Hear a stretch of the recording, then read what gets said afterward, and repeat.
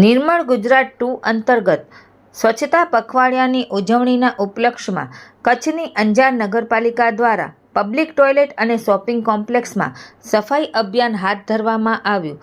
નિર્મળ ગુજરાત 2 અંતર્ગત સ્વચ્છતા પખવાડિયાની ઉજવણીનું આયોજન કરવા રાજ્ય સરકાર દ્વારા તારીખ 1/6/2024 થી તારીખ 5/6/2024 સુધી રોજ જુદા જુદા વિસ્તારોમાં સફાઈ ઝુંબેશ હાથ ધરવાની મળેલી સૂચના અનુસંધાને આજરોજ અંજાર નગરપાલિકા દ્વારા શહેરી વિસ્તારમાં આવેલ પબ્લિક ટોયલેટ અને શોપિંગ કોમ્પ્લેક્સમાં સફાઈ ઝુંબેશ ચલાવી સ્વચ્છ ગુજરાત સ્વચ્છ અંજાર સૂત્રને સાર્થક કરવામાં આવ્યું.